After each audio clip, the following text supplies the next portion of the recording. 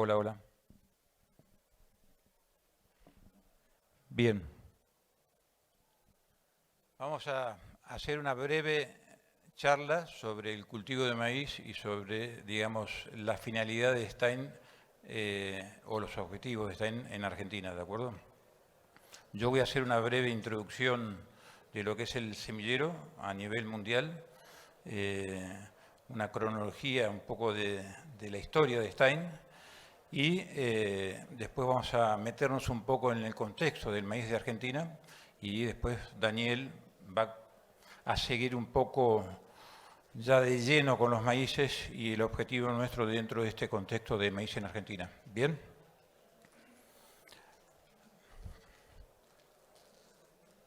No cambia.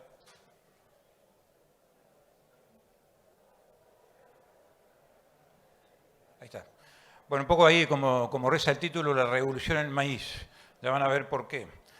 Pero bueno, hablando un poco de lo que es la firma Stein. Stein es una empresa familiar, ubicada allá en Norteamérica, en la localidad de Adel, muy cerquita de Des Moines, que es la capital de Iowa. Bien. Hace muchos años atrás, en la década del 50, fines del 50, ya llegando a la década del 60, Harry Stein, propietario de la compañía, hoy día tiene 82 años, trabajando con su padre en un campo, eran productores, ¿no? 200 acres, hacían maíz, hacían soja, y a su vez tenían una pequeña planta de procesamiento de semillas básicamente de soja. Bien. Cuenta la leyenda, o dice un poco, cómo comenzó toda la historia de Stein, porque hasta ese momento eran productores, no eran más que una empresa de semillas. En un año de siembra de soja, siembra equivocadamente la soja a una distancia menor a la que sembraban, en vez de hacerlo a 1 metro, lo hizo a medio metro, dejó el cultivo como estaba, lo cosecha y vio que no había depresión del rendimiento. Bueno, en ese momento, cuando ve eso, decide... Este es un congreso de maíz, pero voy a hablar un poquito de soja, porque la soja después va a dar el sustento a lo que es el maíz dentro de Stein. Empezó en ese momento, a principios del 60, con un socio, con Bill Levitt, que es un genetista reconocido. Empezaron juntos a hacer todo un programa de mejoramiento e investigación en el cultivo de soja. Bueno, pasó la década del 60, llegó la década del 70, fueron creciendo año a año, creciendo en pasos grandes, digamos, y se convirtieron para fines de los 70 en la mayor empresa de semillas proveedoras de genética a todas las otras empresas de semillas de Estados Unidos. O sea que el negocio lo hicieron no de derecho en, digamos, comercializando a los productores, sino de alguna forma licenciando genética de soja a las otras empresas de semillas de Estados Unidos. Ya para la década del 80 comienzan con el tema de maíz y sigue avanzando con el tema de la soja. En la década del 90, volviendo al tema de soja, Stein empieza con toda la introgresión de la biotecnología en todas las variedades, de los eventos, en principio el RR, y después eventos que fueron trayendo las diferentes empresas. Stein introgresaba dichos eventos en las variedades de genética Stein y finalmente se las entregaba a esos diferentes semilleros. O sea que fue creciendo Stein con el tema de la soja. Siguió avanzando y, digamos, en lo que es el negocio de soja. Llegó la época del 2000, llegó la década del 2010. Bueno, Stein introgresa también en lo que es el evento en Licia, el Conquesta dentro de las sojas. Somos, digamos, copropietarios de ese evento junto con Corteva. Es decir, que Stein a lo largo de los años y con el cultivo de soja empezó con nada y terminó siendo un semillero dedicado a la investigación y a la genética en soja. Aproximadamente el 75% de la genética que se utiliza en Estados Unidos es genética Stein, con las diferentes marcas de los otros semilleros. O sea, es el gran proveedor de soja para lo que es el mercado de Estados Unidos y podemos decir que es la empresa familiar norteamericana de soja mayor a nivel mundial. ¿Por qué digo todo esto siendo que estamos en un congreso de maíz? Porque justamente todos los recursos que se hicieron con el programa de soja, Stein los comenzó a volcar en el programa de maíz. Y Harry Stein y sus 4 hijos que hoy están trabajando en la empresa, con lo cual les quiero decir que va a seguir siendo una empresa familiar, es un apasionado del cultivo de maíz. Y comenzó a volcar muchos recursos al maíz, en el maíz. Y ahora vamos a entrar a hablar del maíz propiamente dicho. En la década del 80 comenzó Stein Márcame los tiempos, Dani, si me paso. En la década del 80 comenzó Harry Stein y su equipo a trabajar en maíz. Bien. En la década, fines de 80, principios del 90, así como lo hizo con la soja, comenzó a evaluar o a hacer selección recurrente en maíz en función de una muy alta densidad, aumentando la densidad y achicando un poco la distancia entre hileras. Llegó a hacerlo a 8 pulgadas, más o menos 20 centímetros, y así sucesivamente durante más de 30 años fue seleccionando en base a esa altísima densidad. No se ve en base a esa altísima densidad, bueno, el tema de los maíces. Entonces, con el correr del tiempo, llegando ya a la actualidad, podemos afirmar también que Stein es un pionero a nivel mundial en lo que es el maíz de ciclo intermedio a corto y de los maíces lo que llamamos los petizos, ¿de acuerdo? ¿Qué generó esta selección recurrente bajo esas, condiciones de alto estrés o de alta competencia?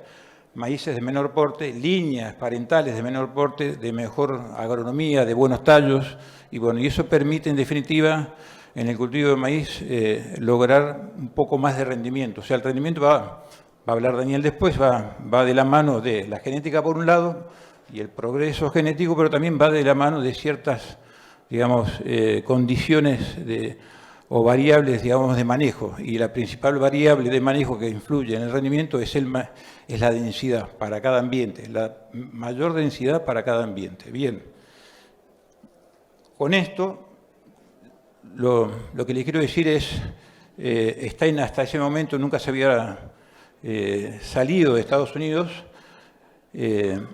En el año 20, en la década del 2000, fines del 90, principios del 2000, Stein comienza en Argentina sus actividades, pero bajo la forma de hacer una contraestación, simplemente para los programas de soja.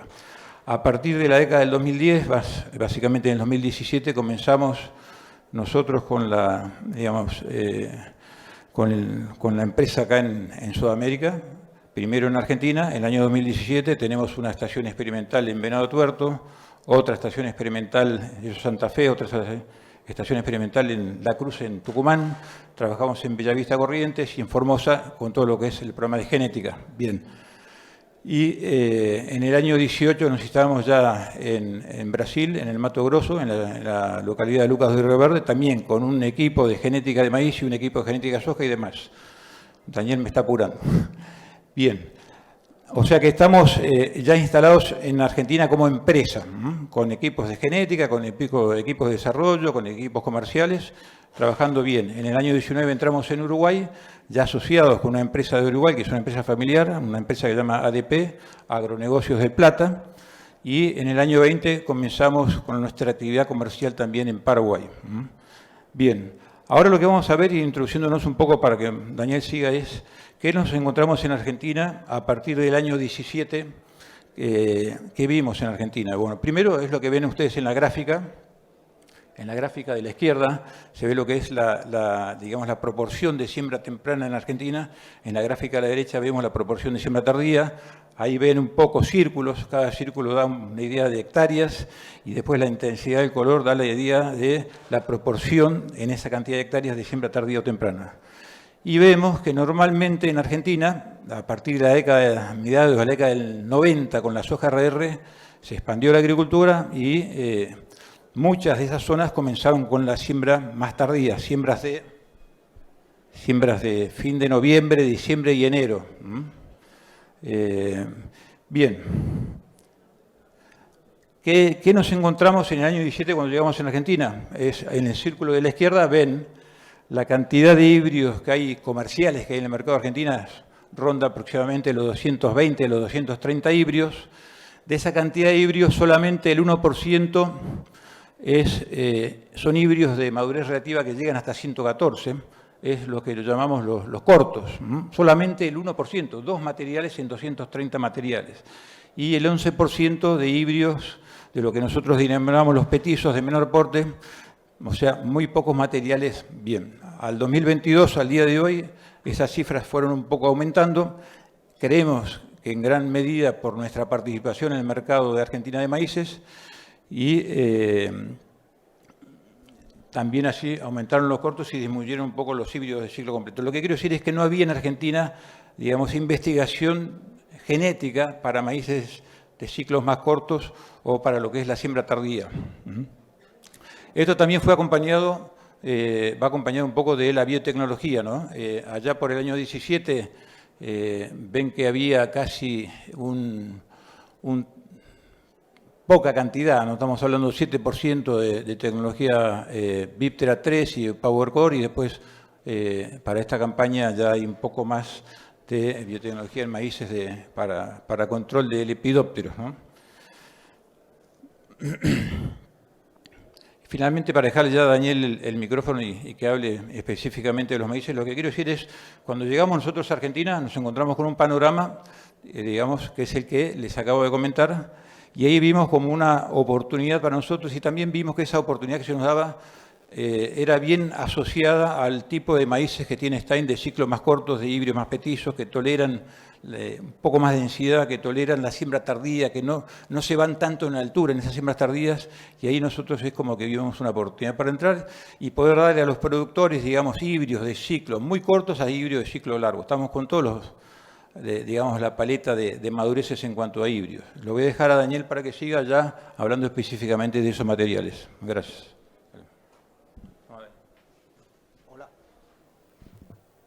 Hola. Sí. Bueno, buenos días a todos. Ya Jaime adelantó un poco de lo que iba a decir, pero bueno, la idea nuestra es mostrar qué es lo que creemos que es una revolución y por qué creemos que va a ser un cambio importante en los rendimientos de maíz en Argentina. Si nosotros vemos la producción de maíz, vemos que en los últimos años, a partir del 2010, el crecimiento en la producción fue muy grande, llegando a más de 60 millones de toneladas. Cuando nos manteníamos durante los 80, 90, en alrededor de las 10 millones de toneladas, de las cuales tradicionalmente en Argentina 5 eran para exportación, 5 eran para consumo interno. El crecimiento fue muy grande en las últimas épocas, en los últimos años. Básicamente tenemos ese crecimiento, está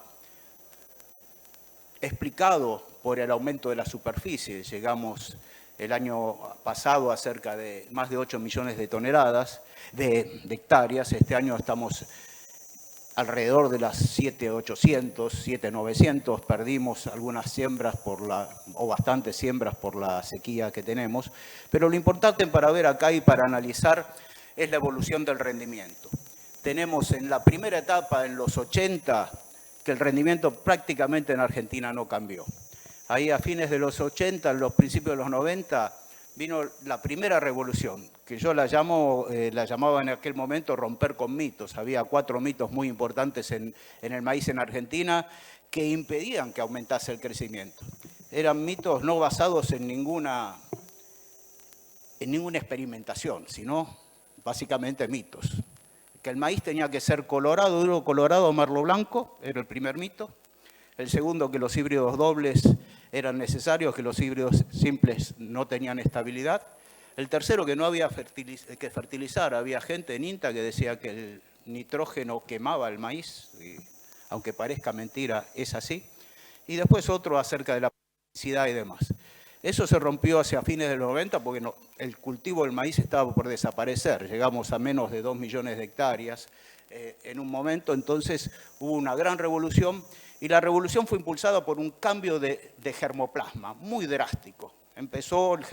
empezamos a traer germoplasma americano que aumentó los rendimientos en forma notable. Se pasaron la producción hacia híbrido simple, hubo una gran inversión de las empresas en plantas de producción y eso nos llevó a tener más de 210 kilogramos por hectárea de ganancia durante un periodo de 10 años. A partir del 2000 vemos que la ganancia de rendimiento disminuye notablemente y pasa a aproximadamente, tomando el promedio estimado para este año, a 33 kilos, 34 kilos por hectárea de rendimiento, de ganancia de rendimiento por año, lo que es muy bajo, está por debajo de los niveles internacionales de otros países. ¿Cuál es el motivo? Bueno, el aumento de la superficie que se dio en Argentina uno de los principales motivos fue que la isoieta de los 600 se corrió hacia el oeste, nos permitió desplazar al cultivo de sorgo por maíz, reemplazarlo por maíz, correr un poco al cultivo de girasol también con el maíz. Factores tecnológicos muy importantes como los transgénicos que nos permitieron sembrar, eliminar prácticamente diatraea y tener resistencia a herbicidas con control de malezas y más adelante a cogollero y a liotis, que eran limitantes en varias zonas del maíz. Y luego factores económicos. La relación precio de maíz-soja llegó a un nivel de aproximadamente 2:1. Sabemos, ahora que no hay sojeros, somos todos de maíz acá, sabemos que el maíz rinde 3 veces más que la soja. Entonces, si tenemos una relación ahí de 2:1, el cultivo de maíz empieza a ser muy importante y eso es que hace que en varias zonas, estamos en 50-50% de siembra de soja y siembra de maíz. En cuanto a la evolución del rendimiento, que no siguió ese ritmo de los 200 kilos por hectárea, ¿por qué? Porque fuimos a nuevas zonas de menor fertilidad, en zonas donde la siembra tardía era más adecuada y además, fundamentalmente por estos dos motivos, la falta de mejoramiento para esas condiciones, falta de mejoramiento para las nuevas zonas y falta de mejoramiento para siembras tardías.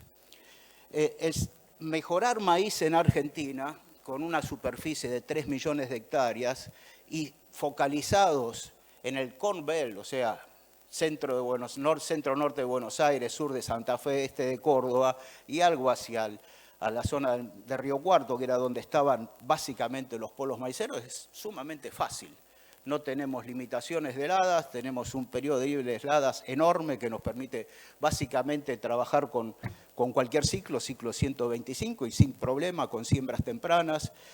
La única enfermedad que existía en ese periodo de los 80 era roya como enfermedad importante, apareció mal de Río Cuarto, pero sumamente fácil, yo soy mejorador de maíz, ¿no? Pero sumamente fácil comparado con otros países desarrollar un cultivo. No nos fijábamos en la humedad, sabemos que a mayor ciclo, mayor tiempo que está el maíz o cualquier cultivo en el campo, tengamos que esperar mayor rendimiento, porque lo que hacemos es convertir energía solar en materia seca.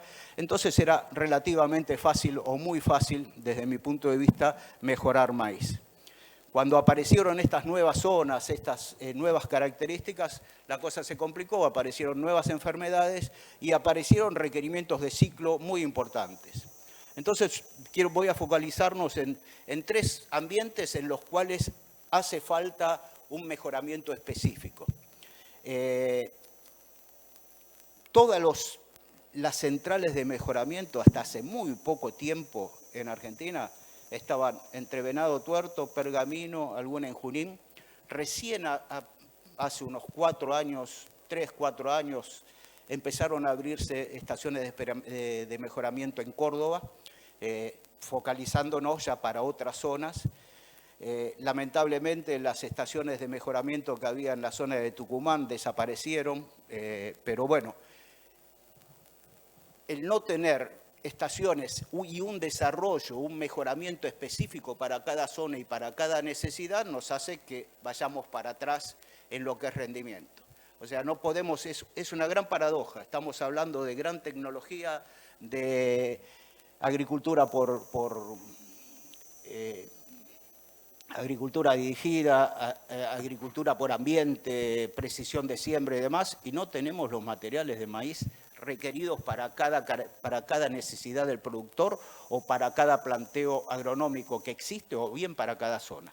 Entonces eso es lo que quiero focalizar y básicamente en 3 ambientes, en el sudeste de Buenos Aires, en el ambiente de siembras tardías, que tenemos 2 escenarios, una el oeste de Buenos Aires y otra el centro de Córdoba, y la posibilidad de una doble siembra de maíz, que son ambientes que no han sido explorados y para los cuales necesitamos unas características distintas.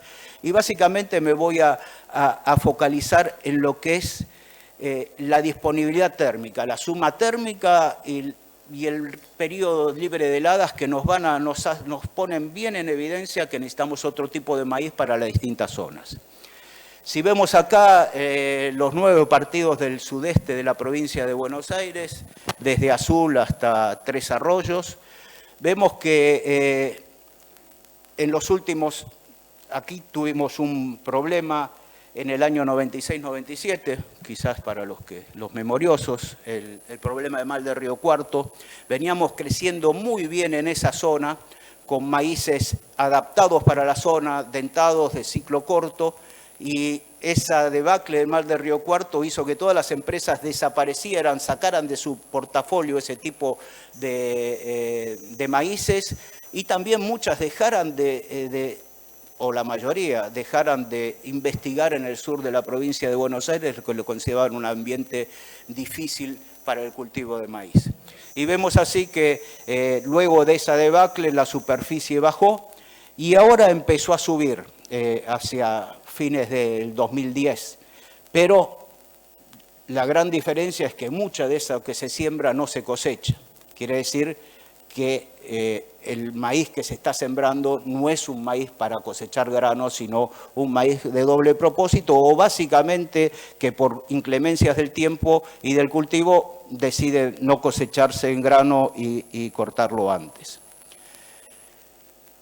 Acá tenemos que tener en cuenta lo que es el periodo libre de heladas. Vemos que en el sur de la provincia de Buenos Aires la última helada normalmente es el Día de Todos los Santos, el 1 de noviembre, y la primera helada la tenemos que poner en los primeros días de abril. O sea que tenemos un periodo libre de heladas bastante reducido. Las siembras en el sur normalmente empezaban a mediados de octubre, se fueron corriendo últimamente por ese riesgo de heladas tempranas y nos pusieron a siembras de mediados de noviembre, que sería la línea azul que tenemos ahí, y vemos todos los gráficos que están expresados en suma térmica en base 10 para el maíz, y vamos con cada fecha de siembra, vemos viendo la acumulación de temperaturas de grados días, y ponemos en las horizontales los requerimientos de tiempo térmico de un maíz de madurez relativa a 120 y otro de madurez relativa a 118, es bastante difícil encasillar la madurez relativa con los tiempos térmicos, porque la madurez relativa, como su nombre indica, es relativo y cada empresa lo va modificando a su manera y de acuerdo a su conveniencia, y para tener la tendencia es decir que todos sus híbridos son más precoces de lo que realmente son. Pero bueno, en 1500 grados días aproximadamente podemos decir que es un maíz 120. La mayoría de los maíces en Argentina hasta ahora son superiores a 120 de madurez relativa. Y un maíz de madurez relativa 118 aproximadamente tiene 1440 días, 40 grados días. Vemos ahí que la madurez fisiológica en los maíces de madurez relativa a 118 caería justo con las siembras tempranas, las siembras de octubre, caería justo con el primer peligro de heladas. Entonces ahí nos ponemos en un límite muy importante, tenemos sí o sí que sembrar tempranos con esos maíces disponibles. Si ponemos maíces de otra madurez relativa, maíces 110, 112, 114, nos amplía el periodo de siembra. Con un maíz de 110 podemos estar sembrando hasta el 10 de diciembre aproximadamente sin problema. Con un maíz 114 vamos a llegar a madurez fisiológica sin ningún tipo de problemas antes de la primera helada.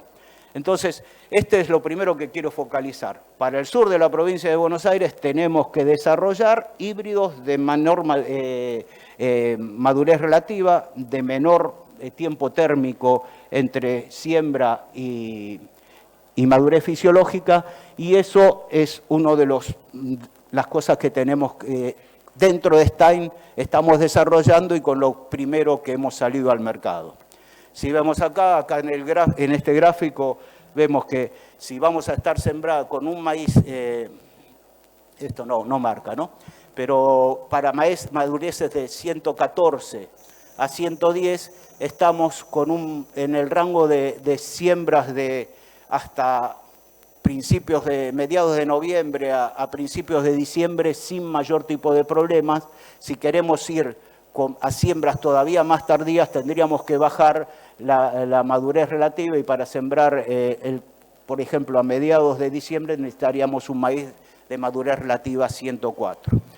O sea, primera conclusión, para el sur de la provincia de Buenos Aires necesitamos madureces bastante más cortas de las que hay, porque no hay no hay en el desarrollo en el país, y ponerle todas las características de resistencias que necesitamos para esa zona. Básicamente la enfermedad más importante ahí es roya, control de malezas es importante, los otros diarrea es importante, cogollero y otros eventos quizás no son tan importantes para la zona.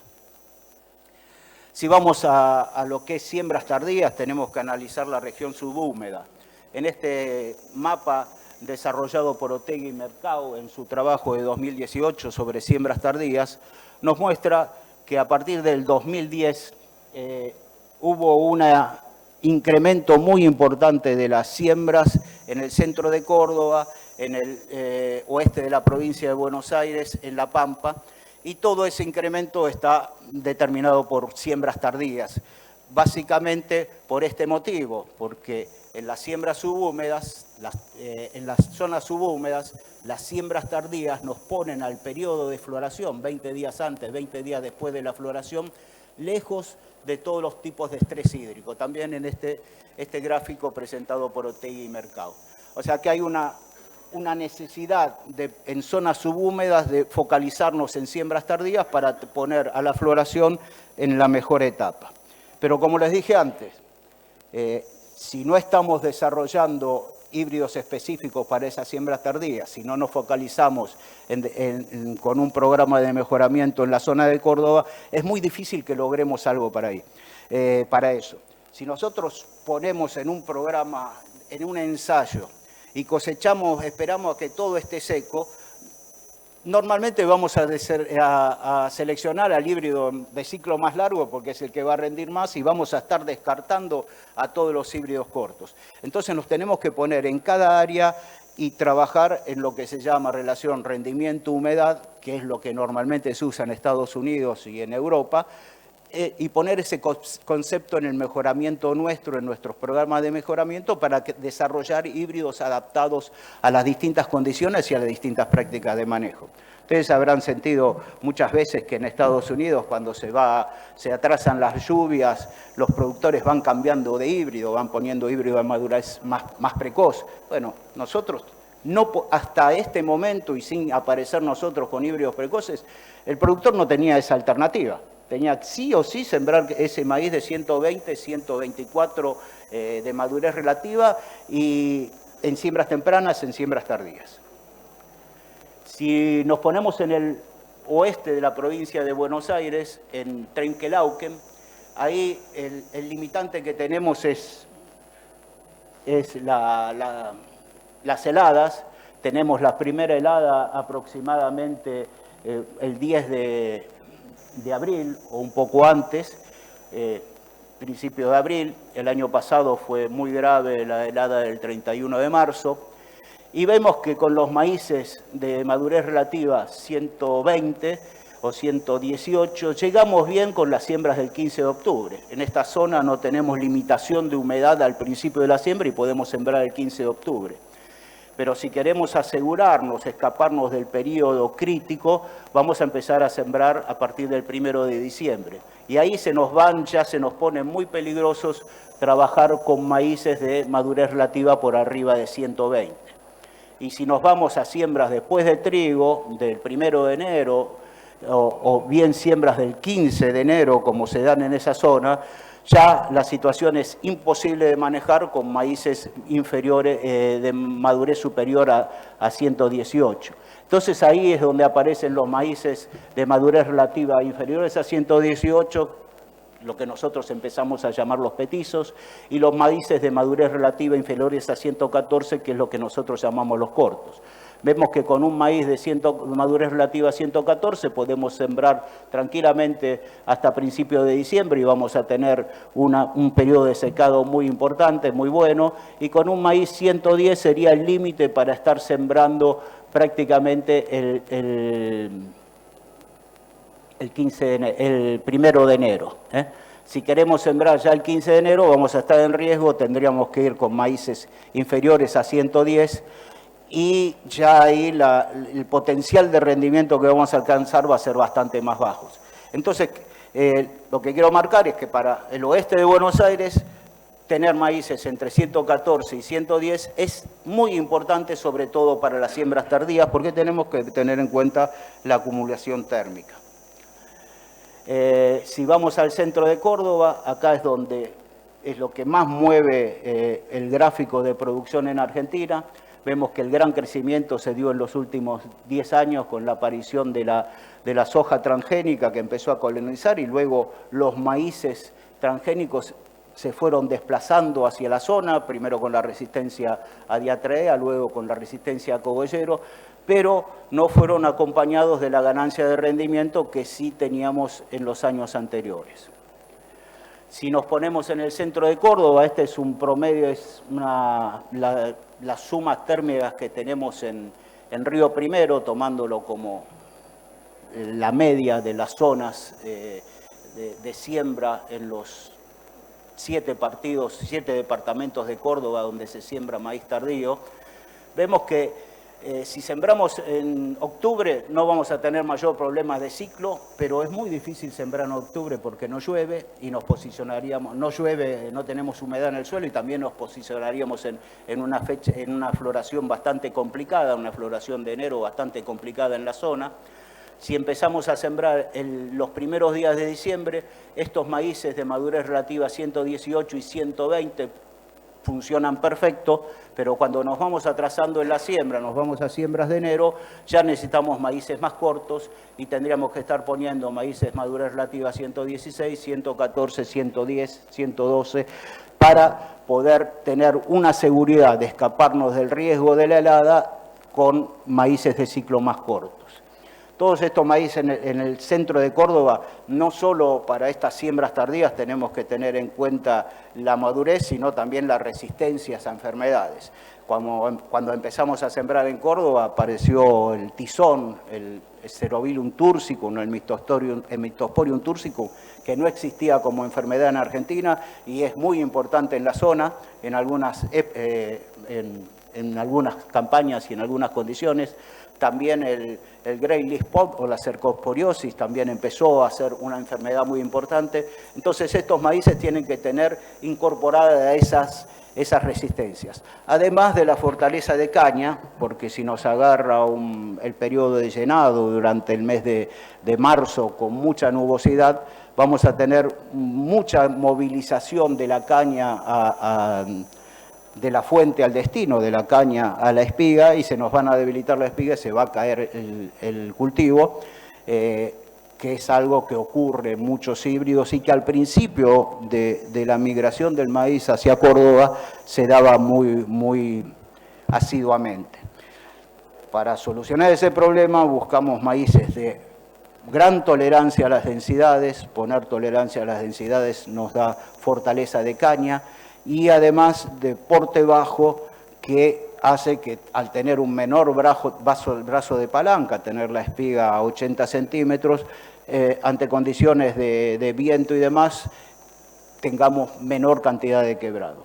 O sea, son condiciones especiales que tenemos que desarrollar específicamente para los cultivos de maíz que se van a sembrar del 15 de diciembre en adelante. Menor ciclo, gran tolerancia a enfermedades, gran tolerancia al quebrado. Y eso es en los que nos estamos focalizando básicamente con los petizos y con los precoces, con los cortos. Otra metodología que quizás no sea la más que para los conservacionistas de suelo, para la gente de APRESID, la más buena, pero en muchas zonas tamberas está la idea o la necesidad o las ganas de tener 2 cultivos de maíz picados. Cuando vamos a maíces de ciclo corto, como los maíces hasta 114 de madurez, nos permite 2 ciclos de picado escapándonos de las hileras, de las heladas. O sea que esta tecnología de tener maíces petizos o cortos, o alternar un petizo y un corto en los 2 cultivos, nos permite perfectamente llegar con 2 ciclos de picado y es otro de los objetivos que nos estamos poniendo. Pero de nuevo, hay que desarrollar los híbridos, hay que seleccionar los híbridos para cada una de las prácticas de manejo y de esa forma vamos a tener mayor respuesta. No sé si alguno de ustedes estuvo en el Congreso de Maíz que se hizo en el mes de noviembre, donde la doctora Otegi expuso, hizo una muy buena exposición acerca de por qué no teníamos esa ganancia de rendimiento en la zona de Córdoba. Es básicamente lo mismo que estoy diciendo yo ahora, pero puso el ejemplo de un país como Italia, donde tenemos los más altos rendimientos de maíz, tuvimos los más altos de rendimientos de maíz, pero que el rendimiento está estable en los últimos 15 años prácticamente. La respuesta a eso es que no hay un programa de mejoramiento específico en Italia. Todo lo que hacían las empresas, las grandes empresas, es traer maíces del sur de Estados Unidos a Italia, testeaban y los que andaban mejor en comportamiento de enfermedades eran los que quedaban en la zona. Al irse el mejoramiento del cultivo de maíz del sur de Estados Unidos hacia el centro de Estados Unidos, buscando siempre una madurez más corta, el buscar madureces más cortas es un objetivo en todos los programas, se dejaron de desarrollar maíces que serían más adaptados para Italia y no tenemos prácticamente ganancia de rendimiento en Italia, a lo que le tenemos que sumar que no se usan transgénicos y que diarrea es una plaga importantísima en esa zona. Pero es para darles un ejemplo de que el mejoramiento zonal, el mejoramiento para cada ambiente es sumamente importante. Y eso es lo que nosotros estamos focalizados en hacer y eso es lo que nos llevó a decir, bueno, hablamos de los cortos, los petizos, las bestias. Dentro del germoplasma disponible que tenemos para Argentina, el germoplasma templado, hay 3 grupos heteróticos principales, el Stoffstick y el Lancaster, de origen en Estados Unidos, el Flynn, que tiene en cierta forma un origen en Argentina, pero que cada empresa tiene un Flynn un poco diferente. Y normalmente el cruzamiento de Stiffstock por Flynn o de Lancaster por Flynn es lo que nos da los híbridos que tenemos en el mercado desde... No mueve... Bueno, que no... los híbridos que tenemos en el mercado desde siempre, híbridos de madurez relativa de 120 para arriba, cruzando un Stiffstock por un Flynn o un Lancaster por un Flynn, tenemos lo que nosotros llamamos bestias, híbridos por arriba de 120 de madurez relativa. Si cruzamos Stiffstock por Lancaster, ahí tenemos lo que nosotros nos permite tener los cortos, bajar los ciclos a floración y las sumas térmicas a madurez fisiológica, y es el grupo que nosotros llamamos cortos.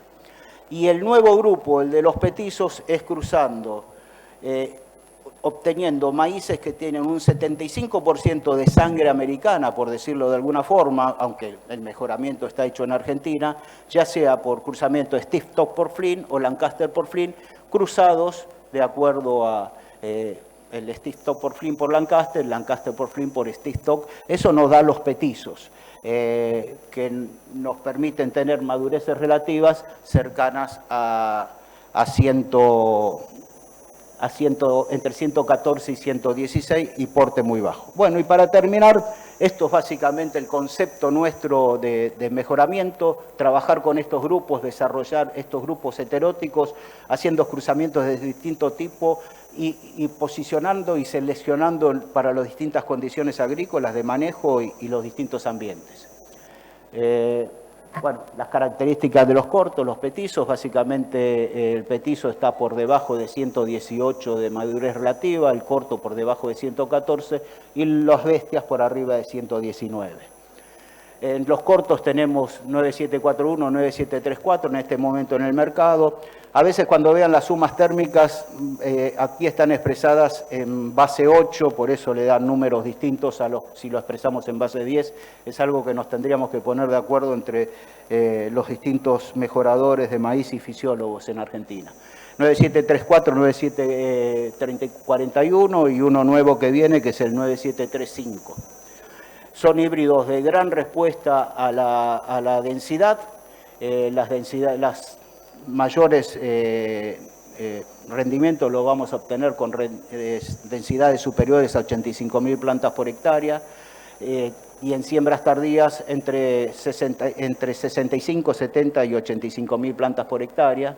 Tienen una gran tasa de secado, aproximadamente medio punto por día en las siembras tempranas y un punto cada 3 días en las siembras tardías. El 9741 tiene un altísimo potencial de rendimiento. Son híbridos poco prolíficos y tampoco demasiado flex en la espiga, por eso necesitamos altas densidades. Si bien acá vemos que en bajas densidades todos los parámetros de la espiga crecen, la longitud, el número de granos, el peso de grano y demás, pero no es una espiga tremendamente flex que pueda compensar, duplicar el rendimiento al bajar la densidad a la mitad. Cuando nos vemos los petizos, es básicamente también híbridos de porte bajo, a baja inserción de espiga, madurez relativa por debajo de 118. Este es el 98-2020, muy específico, muy adaptado a las siembras tardías en Córdoba, también adaptado a las altas densidades, es prácticamente no prolífico, es un híbrido de una espiga, por eso necesita muy buenas densidades. Su tasa de secado es cercana a medio punto por día, en siembras tardías es un poco más lento su secado, lo que por eso cuando comparamos madureces relativas podemos, si bien es un 118 y es muy precoza floración, se podría comparar, un 116 digo, y muy precoza floración, lo podríamos comparar con una madurez relativa 118 en siembras tardías sobre todo. Un tema importante para ver es cuando comparamos las distintas madureces relativas, tenemos las bestias en un rojo, en azul los petizos y los cortos en verde, es tomar la foto en un momento, no esperando la madurez, el 14% en la bestia, porque no vamos a tener diferencia de madurez relativa, sino tomarlo cuando estamos con un 18% en los cortos y ahí tenemos la diferencia y aproximadamente por cada punto de madurez relativa hay medio punto de humedad de diferencia, o sea, cada 2 puntos de madurez relativa, 1 punto de humedad de diferencia. Bueno, básicamente eso es lo que quería comentarles, que para tener híbridos ambiente específicos tenemos que tener selección ambiente específico, tenemos que ver las características de cada zona y buscar los híbridos más adaptados a cada zona y eso es en lo que estamos trabajando. Bueno, muchas gracias.